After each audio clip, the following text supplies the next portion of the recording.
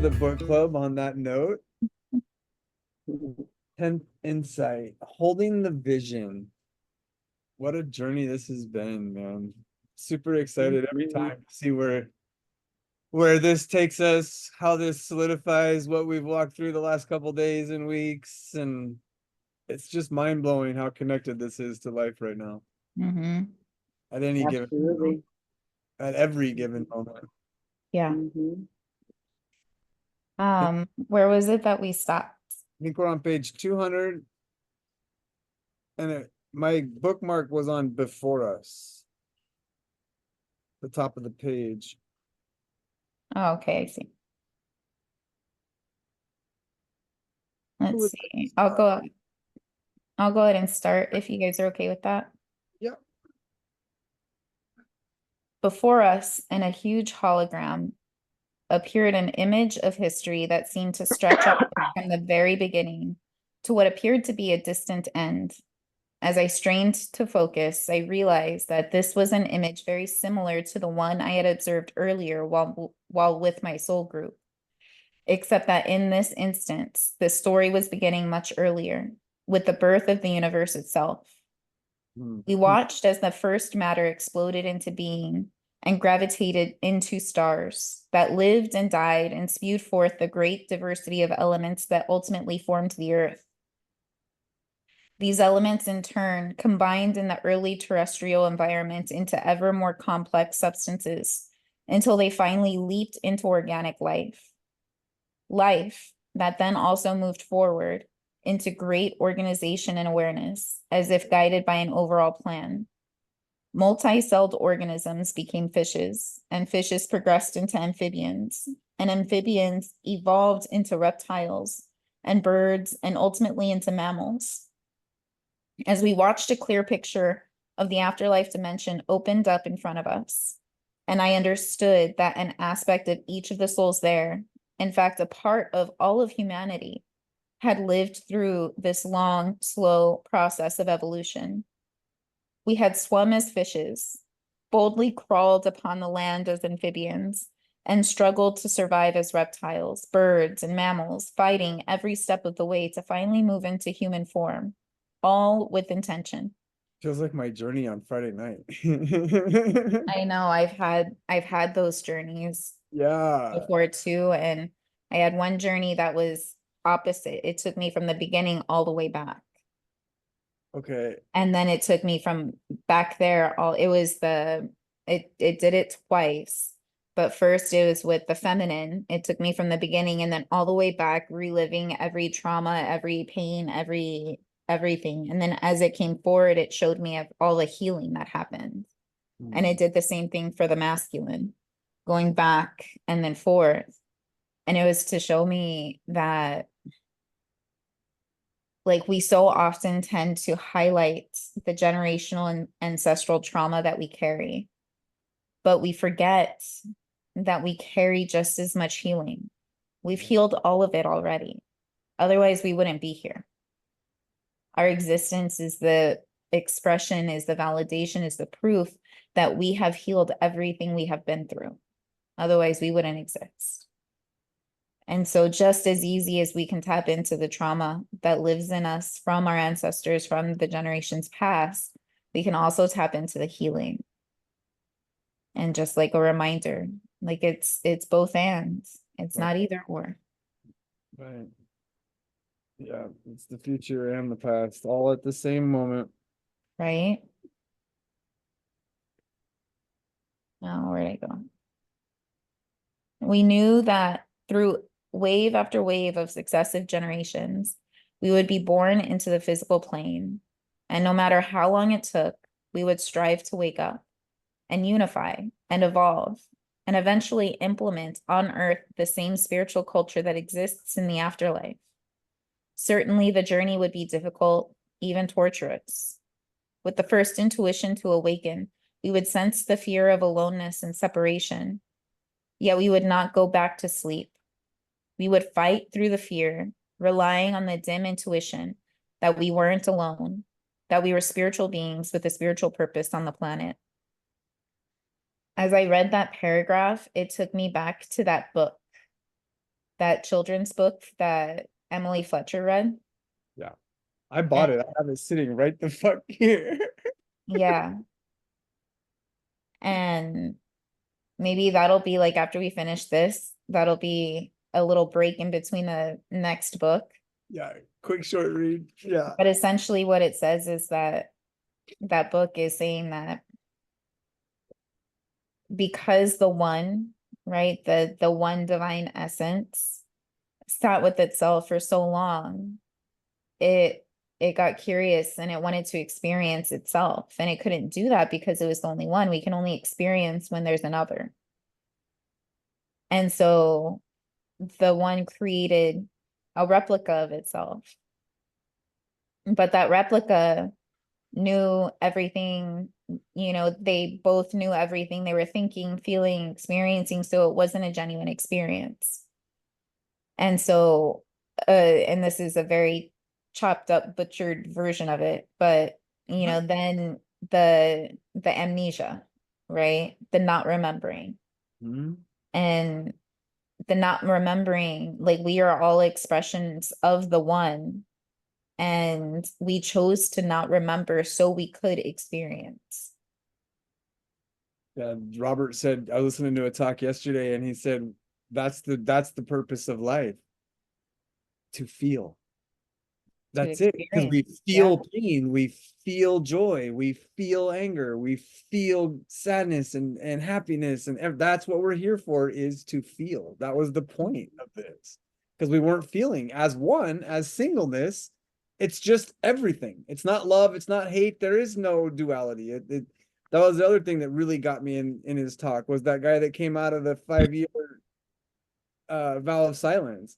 What'd you learn? There's no duality. It's all singleness. Yeah. The duality is our human experience. It's the ego. It's all the things. It's that which is contrasted from us. Like, Yeah, that's the whole intention between contrast, right? And even in the yumminess, right? And it reminds me of like your experience on so many journeys, Paul, of like, I would just be bored. right. And it's like what you're walking through right now, reading, or not reading, but listening to Robert Grant. And I love that you're on a first name basis with him now. Um, We're like 7 or 8 now. I've literally found like 7 or 8 talks of his. but that's your medicine. Like, that helps you to understand and embrace and appreciate that boredom, that experience of boredom, and recognizing the purpose behind the contrast, behind the crunchiness, behind the struggle, behind all of that. Like, we're literally doing this to experience it. Yeah. That's all, and we can't experience it wrong, Mhm. you know? And I needed to hear that so much because, yeah, that's stop taking it so seriously. I'm taking it so fucking serious. Yeah. Yeah. Life is only serious when we take it seriously. Because we take serious what the gods made for Yeah. fun.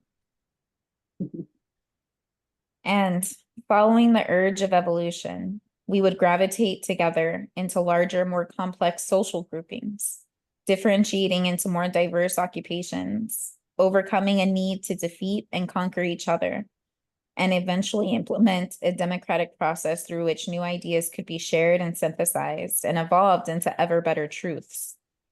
Gradually, our security would come from inside us as we progressed from an expression of the divine in terms of nature gods to the divine as one Father God outside ourselves to a final expression as the Holy Spirit within. Sacred texts would be intuited and written, offering heartfelt symbolic expression of our relationship and future with this one deity. Visionaries from both East and West would clarify that this Holy Spirit was always there, always accessible, waiting only for our ability to repent, to open, to clear the blocks that prevent a full communion. You, Oh, wow. you, I didn't like that paragraph. No, that completely reframed it for me because it's what we do. That's what our healing journey has been. I've seen you do it. Like, what do we do all this for? We do this so we can, I mean, change the word repent Right. to accept, to acknowledge, to bring awareness to, right? It's to bring awareness to that which we were resisting, that which we were refusing that we are. I'm bringing awareness to the darkness that I am.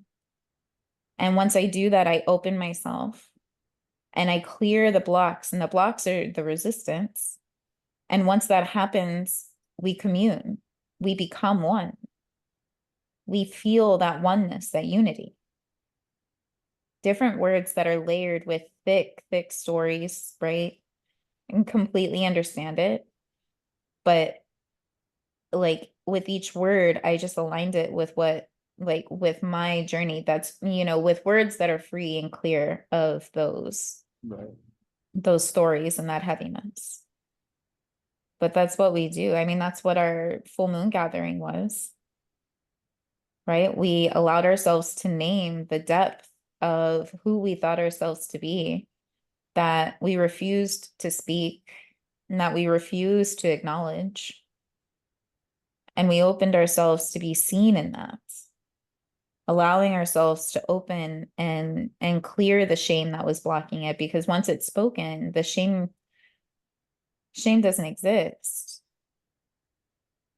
And in that circle that we had, there's so much feeling of connection and oneness with each other. It didn't matter that the kids were 13, 15, or that we were 38, 39, 40. None of that mattered. In that moment, we were all the same. We were just being. Yeah, that was beautiful. Yeah. Yeah. Over time, we knew our urge to unify and share would expand until we sensed a special community, a deeper association with others who shared a particular geographical location on the planet, and the human world would begin to solidify into political nation states, each holding a unique viewpoint. Soon after would come an explosion of trade and commerce. The scientific method would be instituted, and the resulting discoveries would initiate a period of economic preoccupation and the great secular expansion known as the Industrial Revolution. And once we developed a web of economic relationships around the globe, we would begin to further awaken and to remember our full spiritual nature. The insights would gradually permeate human consciousness, and we would evolve our economy into a form compatible with the earth, and finally begin to move beyond the last fearful polarization of forces toward a new spiritual worldview on the planet. WWW. Huh? WWW. I know. Here, I momentarily glanced at the others. Their faces told me that they had shared this vision of Earth's history. In one brief revelation, we had grasped how human consciousness had progressed from the beginning of time right to the present moment. Suddenly, the hologram focused on the polarization in great detail. All humans on the Earth were migrating into two conflicting positions, one pushing toward a vague but ever clearer vision of transformation, and the other resisting, sensing that important values contained in the old view were being lost forever. We could see that in the afterlife dimension, it was known that this conflict would be our greatest challenge to the spiritualization of the physical dimension, particularly if the polarization grew extreme. In this case, both sides would entrench into an irrational projection of evil onto the other, or worse, might believe the literal interpreters of the end time prophecies and begin to think the coming future was beyond their influence and therefore give up completely. Gracie totally popped into my mind there. Yeah. To find the world vision and resolve the polarization, we could see that our afterlife intention was to discern the deeper truths of these prophecies. As with all the scriptures, the visions in Daniel and Revelation were divine intuitions coming from the afterlife into the physical plane, and so must be understood as draped in the symbolism of the seer's mind, much like a dream. We would focus on the symbolic meaning. The prophecies envisioned an eventual end to the human story on earth, but an end that, for believers, would be quite different from the one experienced by non-believers. Those in the latter group were seen to experience an end of history that would begin with great catastrophes and environmental disasters and collapsing economies. Then, at the height of the fear and chaos, a strong leader would emerge, the Antichrist, who would offer to restore order, but only if individuals would agree to give up their liberties and carry the mark of the beast upon their bodies in order to participate in the automated economy. Eventually, this strong leader would declare himself a god and take by force any country that resisted his rule, at first making war on the forces of Islam, then on the Jews and Christians, ultimately casting the whole world into a fiery Armageddon. For believers, on the other hand, the scriptural prophets predicted a much more pleasant end to history. Remaining true to the Spirit, these believers would be given spiritual bodies and be raptured into another dimension called the New Jerusalem, but would be able to go back and forth into the physical. Eventually, at a certain point in the war, God would fully return to end the fighting, restore the earth, and implement 1,000 years of peace where there would be no sickness or death, and everything would be transformed. Even the animals of the world who would no longer eat meat. Instead, the wolf shall dwell with the lamb, and the lion shall eat straw like the ox. It's crazy how there's very deep connotation biblical here, and it's crazy coming from him to see his knowledge, because this is very factually written from the context of the Bible. And I haven't heard him do that before, that in that many words. Yeah. Well, and again, like, we're storytellers, Right. right? It's not about these are the specific events that are going to happen. But the wolf shall dwell with the lamb, right? Right there, that's, I think the Wolf of Wall Street, right? And I mean, we already use these different words in different contexts to describe a different energy. It's just like I had the realization the other day, like, again, we're just using different words, but it's all the same. Like, neurolinguistic programming is just modern day witchcraft. Right. We use words to access people's unconscious minds. And make severe shifts in their life. We create visions and then step into them. We go back in time with processes and change people's memories or their experience of those memories. Like, that's what NLP is. That's what all the processes do. And I just had I was like, it's not that the ancient ways have gone or have been lost. Just renamed We them. just use different words for it. Yeah, absolutely. It's funny because as we were reading that, there was pictures that kept popping in, like it's talking about this Antichrist and his or her power that comes into the planet, and that the believers don't follow that. And I had this weird twist of a vision, and I hate to do this, but it's what came, like the whole Trump thing, like this man that could take that kind of power, and yet the Christians are following him. So it's this weird twist of events where it's actually not working as it's planned, because the believers are actually the ones turning to the power that could be that Antichrist vision. Yeah, but you're going by the definition of believers is those who live by what they're told by the person describing the Bible.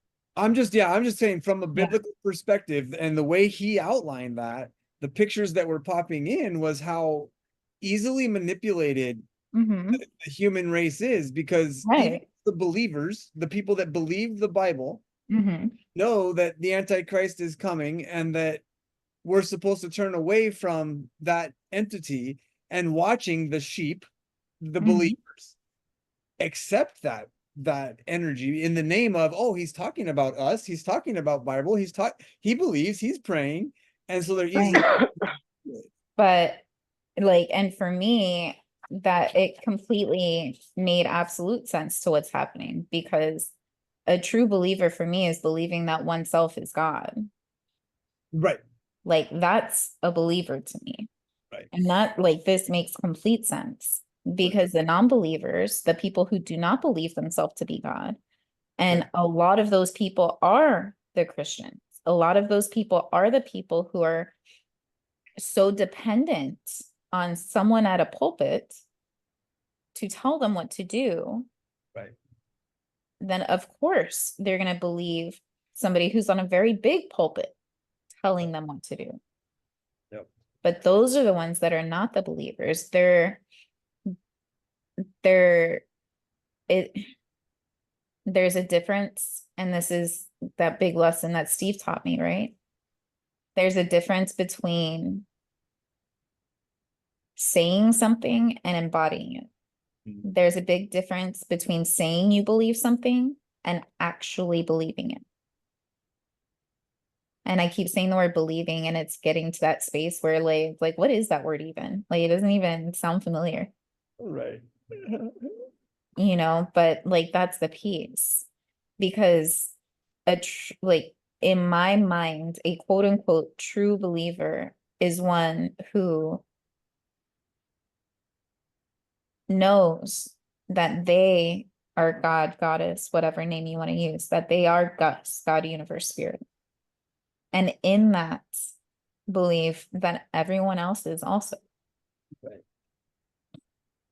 which Yeah. is why for believers, they would never follow that. Right.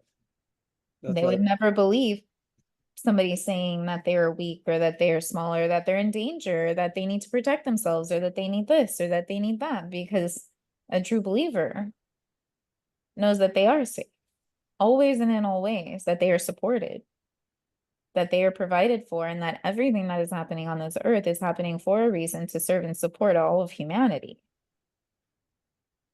And so if that means nailing me to a cross, then I trust that this is the deepest expression of service that I can offer to this world. And that the experience people have of watching my crucifixion is exactly what's needed to wake them up in the exact way that they need to be woken up. And so I will offer my body wholly, fully, with gratitude, to be publicly nailed to a cross and tortured. Mhm. Yep. No, I feel that. I feel that. And that's a beautiful representation of the full circle that I've been able to make, right? Like Right. I accept that. But in this context, the way he's verbalized it and articulated it, that's not the definition of believers. So it was a neat twist to hear you repeat it back the way you see it. Well, And yeah, I say that and almost like, I was like, that's where I'm confused, because it says here, for believers, on the other hand, the scriptural prophets predicted a much more pleasant end to history. right, because they're gonna not follow the Antichrist. They're Right. gonna, so it's, yeah, this is just semantics. This is just Mhm. my story repeating itself, because Yeah. this very pulled directly out of texts that I grew up with, and the Right. numbers aren't what you're speaking. So it's this, Mhm. yeah, It's it's giving you the opportunity to rewrite that script. yeah, yeah, for sure. And I On have. That's the that, cool part. yeah, on that, I'll pass. Nice. Maya and Curtis caught my eye, and then Charlene looked up. We all seemed to sense at once the core of the meaning of prophecies, what the end times were receiving as an intuition that in our time two distinctive features would be opening up before us. We could choose either to languish in the fear, believing that the world is moving into a Big Brother style automation and social decay and ultimate destruction, or we could follow the other path and consider ourselves the believers who can overcome this nihilism, to open up to the higher vibrations of love, where we spread the apocalypse and can enter a new dimension in which we invite the Spirit, through us, to create just the utopia the scriptural prophets envisioned. Now we could see why those in the afterlife felt that our interpretation of these prophecies was the key to resolving the polarization. If we decide that these scriptures mean that the destruction of the world is inevitable, written unalterably into God's plan, the effect of such a belief would be to create this very outcome. Clearly, we had to choose the path of love and believing. As I had seen earlier, the polarization was not intended to be so severe. It was known in the afterlife that each side represented a part of the truth that could be integrated and synthesized into the new spiritual worldview. Further, I saw that these synthesis would be a natural outgrowth of the insights themselves, especially the 10th insight, and of the spiritual groups that would begin to form all over the world. Suddenly, the hologram raced forward, and I felt another expansion of consciousness. I knew that we were now moving into the next step of the process, the actual remembrance of how we intended to become believers and accomplish this prophesied utopian future. We were finally remembering the world vision. As we watched, we first saw the 10th insight groups forming all over the planet, reaching a critical mass of energy, and then learning to project this energy in such a way that it entrenched sides of the polarization immediately began to lighten and ease, overcoming the fear. Especially affected would be the technological controllers, who would remember themselves and give up their last efforts to manipulate the economy and seize power. The result of the projected energy would be an unprecedented wave of awakening and remembrance and cooperation of personal involvement, and a virtual explosion of newly inspired individuals, all of whom would begin to fully recall their birth visions and follow their synchronistic path into exactly the right positions within their culture. The scene shifted to images of decaying inner cities and forgotten rural families. Here we could see the new consciousness forming on how to intervene in the cycle of poverty. No longer would intervention be conceived in terms of government programs or merely in terms of education and jobs. The new approach would be deeply spiritual. For the structures of education were already in place.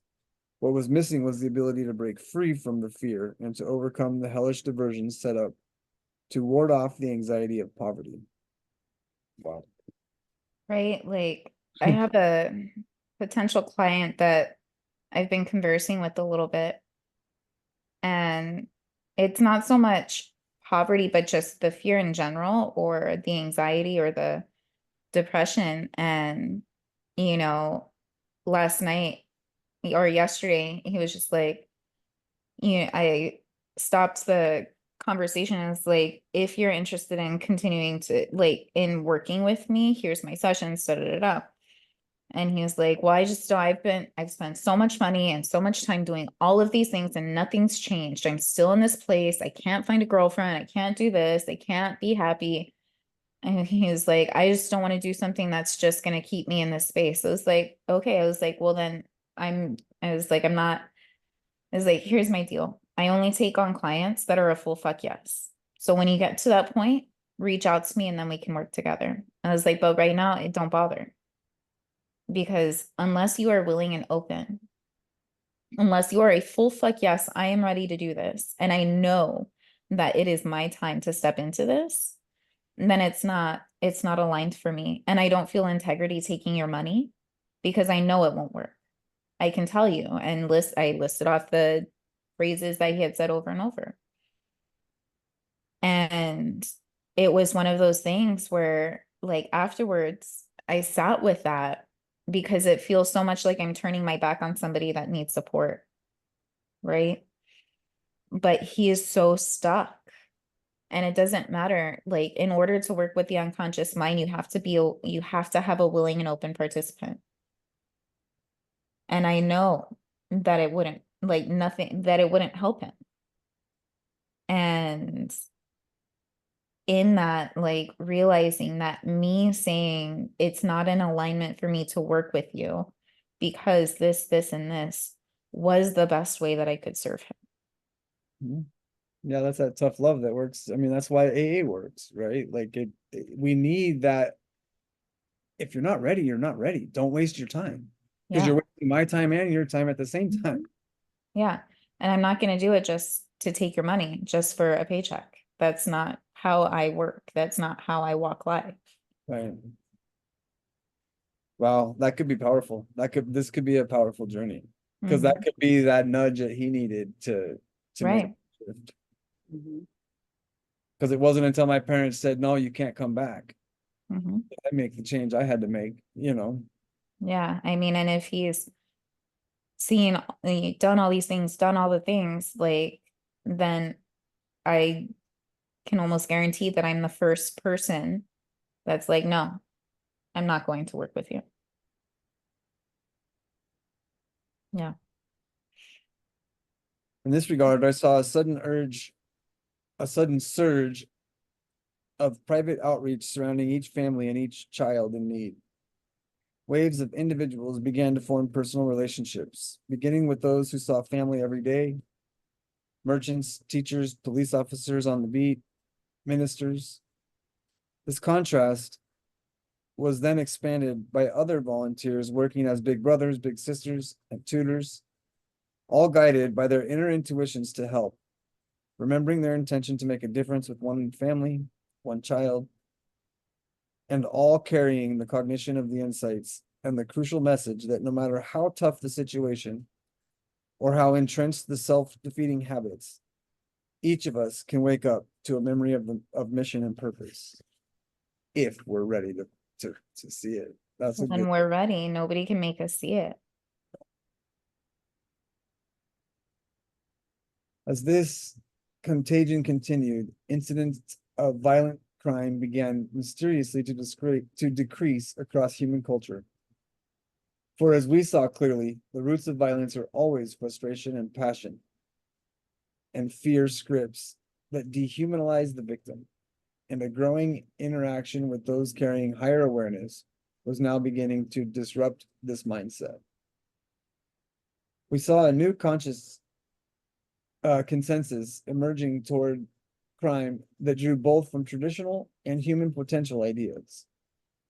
In the short run, there would be a need for a few prisons and detention facilities, as the traditional truth was recognized that returning offenders to the community too soon or leniently letting perpetrators go in order to give them another chance reinforced the behavior. Mm. Yet at the same time, we saw an integration of the insights into actual operation of these facilities, introducing a way of private involvement with those incarcerated, shifting the crime culture and initiating the only rehabilitation that works, the contagion of remembering. Simultaneously, as increasingly more people awakened, I saw millions of individuals taking time to intervene in conflict at every level of human culture. We are all reaching a new understanding of what is at stake. In every situation where a husband or wife grew angry and lashed out at the other, or where addictive compulsions or desperate need for approval led youthful gang member to kill, or where people felt so restricted in their lives that they embezzled or defrauded or manipulated others for gain. In all these situations, there was someone perfectly placed to have prevented the violence, but who had failed to act. Surrounding this potential hero were perhaps dozens of other friends and acquaintances who had likewise failed because they didn't convey the information and ideas that would have created a wider support system for the intervention to have taken place. In the past, perhaps, this failure could have been rationalized, but no longer.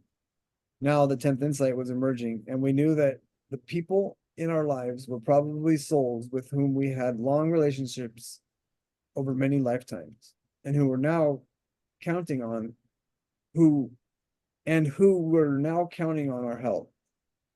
So we are compelled to act, compelled to be courageous. None of us want to have failure in our conscience, or have to bear a torturous life review in which we must watch the tragic consequences of our timidity. As the scenes rushed past, we saw this burgeoning awareness motivating activity toward other social problems as well. We could see an image of the world's rivers and oceans, and again, I observed a synthesis of the old and new, which, while admitting the often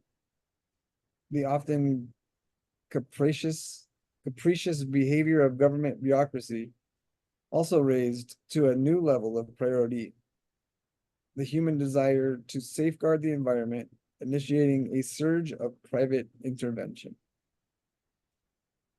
The wisdom was emerging that, as with the problem of poverty and violence, the crime of pollution has always compliant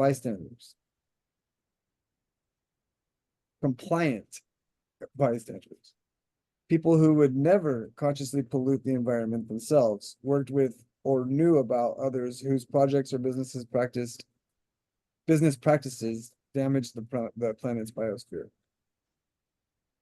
There were the people who in the past had said nothing, perhaps because of job insecurity or because they felt alone in their opinion. Yet now, as they awakened and realized they were in exactly the right position to take action, they watched them rally public opinion against the polluters, whether it was in the dumping of industrial waste into the ocean in the dead of night, venting excess oil from tanker far at sea, secretly using banned insecticides on commercial vegetable plots, leaving the scrubbers off at an industrial plant between inspections, or faking the research on the danger of a new chemical. No matter what the crime, there would now be inspired witnesses who would feel the support of grassroots organizations offering rewards for such information, and who would take their camcorders and expose the crime themselves. Similarly, we observe the environmental practices of the government themselves being exposed, especially regarding policies towards public lands. For years, it would be discovered government agencies had some mining and logging rights on some of the most sacred places on earth at below market rates as political favors and paybacks. Majestic cathedral forests belonging to the public had been unbelievably pillaged and clear-cut in the name of proper forest management, as though planting rows of pine trees would replace the diversity of life and energies inherent in a hardwood forest that had matured for centuries. Yet it would be the emerging spiritual awareness that would finally force an end to such disgrace. We watched a new coalition forming, made up of old view hunters and nostalgic history buffs, and those who perceived the natural sites as sacred portals. This coalition would finally sound the alarm that would save a few remaining virgin forests in Europe and in North America, and begin to protect on a larger scale the essential rainforests in the tropical regions of the world. It would be commonly understood that every remaining site of beauty must be saved for the benefit of future generations. Cultivated plant fibers would replace the use of trees for lumber and paper, and remaining public lands would all be protected from the explosion used to supply exploding demand to visit such unspoiled and energizing areas of nature. At the same time, as intuition and awareness and remembering expanded, the developed cultures would finally turn to the native people of the world with a new respect and appreciation, eager to integrate a mystical redefinition of the natural world. The holographic scene moved forward again. I could see the wave of spiritual contagion permitted every aspect of culture.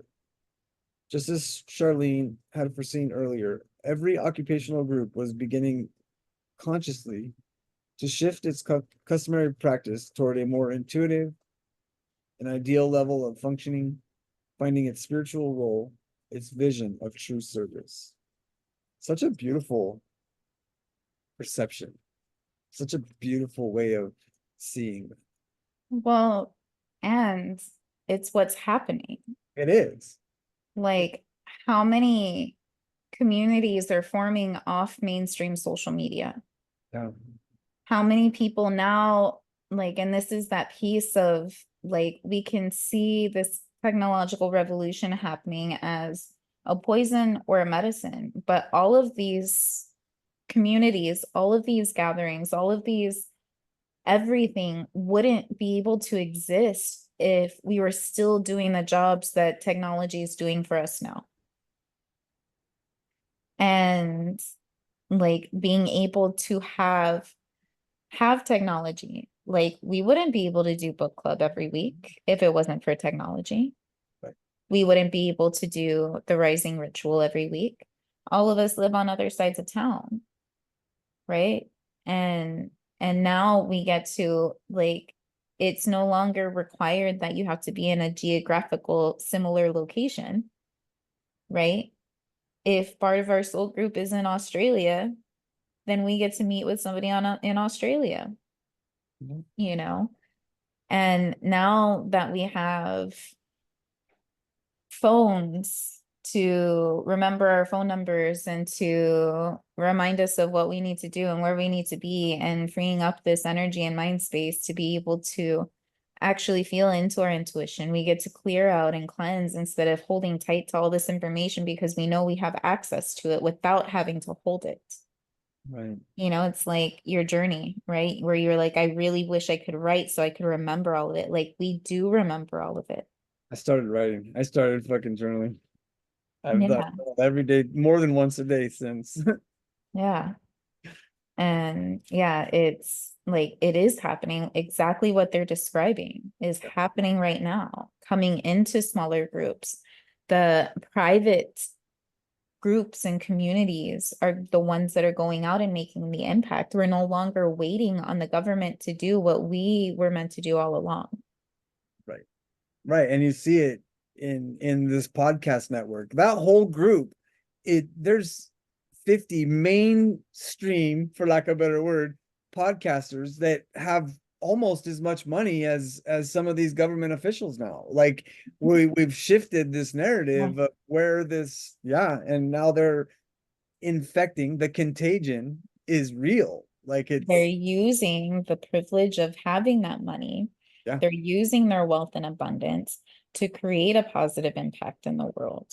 Yeah. And so that's like that shift in dynamic of the power, right? Yeah. Like, maybe it's not that whole idea of the 1% has changed, but who's in that 1% is changing. Mhm. And Well, that's and that's where, because the selfish and greed isn't so family dictated in these individuals, they're right. giving that money to others in the same purpose. So now we're watching way less, like, because Robert Grant is a fucking, millionaire from the pharmaceutical world. That's how he got into this role. And now he's promoting people who've never had a career because their mind is in the right place, because they can carry the message, the vision that he's holding. So now we're seeing people get brought up that don't have that background. Oh, I just got goosebumps. Now that's the shift of the money. That's the shift of the power right there. And that is exactly it. It's like, it's not about your credentials or did you go to school or what kind of education do you have. It's that poem by Oriah Mountain Dreamer. It doesn't concern me what you do for a living. I want to know if you're willing to feel your heart's desire and do what's needed to fulfill it.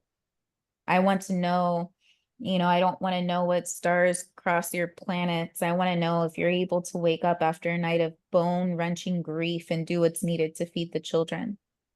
Like, that's the piece. We're shifting from do you live a life, like, do you have what I deem as worthy and valuable or whatever? If you don't have the car, if you don't have the this, or if you don't have the college education. No, can you hold the vision? Can you feel the earth? Do you have a connection to the earth? Can I trust that you know that you are the earth, as is everybody else, and we will do what's needed to make sure we hold her in reverence? Right? Like that right there is that shift. That's beautiful. That seems like a really good place to stop too. Okay. Whew. That was deep. I felt that today. Yeah, there's that, like, this past weekend was just such a calling, like it's time. And I said a phrase that kind of calmed my nervous system about the whole job thing, but it's time to begin my exit strategy. It's not, okay, you're going to quit right now, but no, you're cultivating your exit strategy. And you're starting to employ that. And it's scary because I don't know what that looks like. Right. Can I really trust that I'm going to be provided for and I'm going to be able to stay in this, elevated space that I'm in energetically without having the paycheck every 2 weeks coming in from a job? Can I trust that the abundance wasn't dependent on the job, but on me? Right? And my embodiment of the energy. And so, yeah, it's scary and, specific, and especially the deep fucking work I've been doing around money, like that's showing even more and more deeper mirrors of, redefining what it is to be responsible with my money, because that's shifted so much. I used to define, and it still is what's shifting and changing, is like, it's not irresponsible to pay money to see a coach of whatever variety when I have school clothes to buy and a car that needs, $400 worth of work done it and this and that. And I'm shaming myself for, not having money in savings or for not doing this or for not doing whatever, it's like, and then I'm going to go and spend $300 on a session with a coach. Like, for real, Jen, that's what you think is responsible, right? And then all of the stories playing out, like, of all the things that need to be done, and you're going to be in a tight spot again. And I'm just like, whoa, no, I will not. Like, that is not how this works. Not anymore. And then being able to, embody that liberation and say, I see you. And I know that our entire life has proved this story. And it's not like that anymore. And like acknowledging that inner voice being my inner child, revisiting the stories and experiences of poverty and the stories that were given to me and the beliefs that were given to me by what my mom had to tell herself to be okay being a server at IHOP raising 2 kids by yourself. Mm. and being like, hey, I get to be your parent now. Gus gets to be your parent now. Not her, not that life. Like, that's a story that's over. We get to close that book. My God, I love your dog, Des. I love your dog's energy, spirit, soul. It's just like the most loving, kind, He's Just staring at grounded soul. pretty awesome. He is. He's just so. He's like, just pet me and I'll just be loving. Like, I'm just like, Mhm. yeah. He Like, is. we could all learn a lesson from your pup. Absolutely. Mhm. Paw you that. Right? Um, so Dad, well, let's go ahead and end this. Thank And you so much for joining us today as we dive into some deep truths, man. What yep, a fucking lesson Yeah, today thank you. was. holding Thank deep you for your guys' reflections, space. Yeah. requiring us to ask ourselves some hard questions, Right, Mhm. right? right. And to rewrite the stories. Like, thank you Mhm. for naming that. That's clearly what I experienced in some of that grit. You know what I mean? Yeah, So, we get to write the stories and we yeah. get to write them from that source of love, of passion, of compassion, of gratitude, of reverence, of sacredness, of honor. Yeah. That's where the stories get to come from now. Yeah. Yes, thank you everybody for being here. Does stay on for a Thank you. minute after we end the Okay. recording. Absolutely. Yeah. We'll see you next week. Next week.